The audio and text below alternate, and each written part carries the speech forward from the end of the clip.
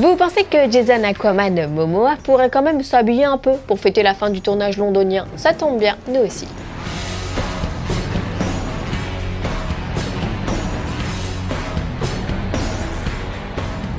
Au programme aujourd'hui, des dinos animés, des ados effrayés, mais tout de suite, place aux news en bref.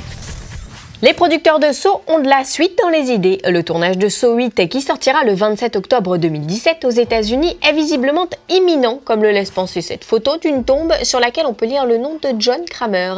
Mais si, John Kramer alias Jigsaw, joué par Tobin Bell dans les précédents films.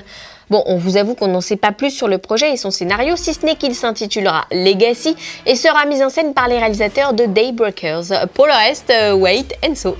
Black Panther recrute. Winston Duke, vu au casting de Person of Interest, rejoint le casting du film et incarnera Man-Ape alias l'homme-singe. Connu comme étant l'un des meilleurs guerriers du Wakanda, l'homme-singe sert d'abord aux côtés du héros avant de devenir l'un de ses principaux adversaires. Il se peut qu'il fasse équipe avec l'ennemi numéro 1 de T'Challa, Eric Killmonger, incarné à l'écran par Michael B. Jordan.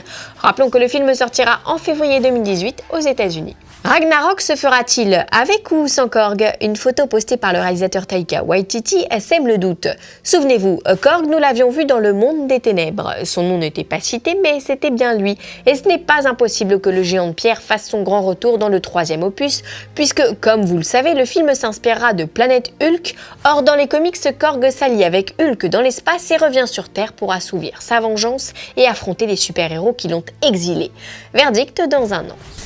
Jurassic World 2 sera plus terrifiant. Récemment interviewé par Collider, Colin Trevorrow, qui officie aujourd'hui en tant que producteur sur cette suite, s'est laissé aller à quelques confidences au sujet du film.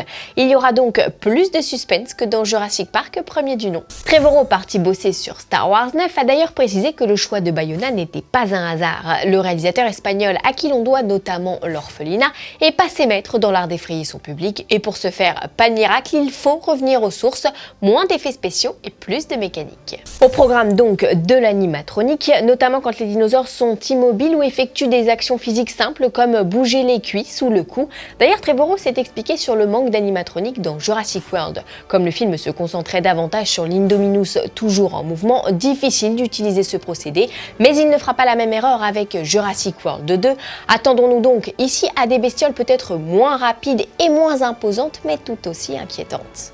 Et ce n'est pas Chris Pratt qui nous dira le contraire, Le comédien a pris connaissance du scénario ce week-end et le trouve absolument génial. Il a également fait part de son impatience à l'idée de retrouver le chemin des plateaux en compagnie de sa partenaire de jeu Bryce Dallas Howard. Rendez-vous en février à Hawaï pour les premières prises de vue. Préparez-vous à trembler.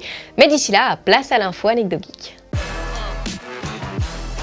Saviez-vous que Daniel Radcliffe aurait bien aimé incarner Spider-Man? Actuellement en pleine promotion pour Swiss Army Man, dont on vous avait montré quelques images dans l'émission, l'ex-interprète d'Harry Potter a confié à nos confrères de Metro UK qu'il se serait bien vu succéder à Andrew Garfield dans les collants du héros. Mais Potter, beau joueur, s'est tout de même dit très heureux de voir Tom Holland l'incarner. Ah là là, quelle tuile! Et vous, qu'en pensez-vous? Ça vous aurait plu de voir le sorcier jouer l'homme araignée? Aujourd'hui, on répond à Patrick J, l'homme qui nous a offert ce tube légendaire des années 70. Non, je déconne Patrick, tu veux des infos sur la planète des singes 3 et ça tombe bien car le synopsis vient d'arriver. Alors ça parlera d'un combat épique entre César et ses amis contre une armée d'hommes menée par le terrible colonel.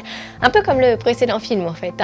Côté singe, Andy Serkis se glissera de nouveau dans le costume de César et chez les humains, c'est Woody Harrelson qui campera ce colonel.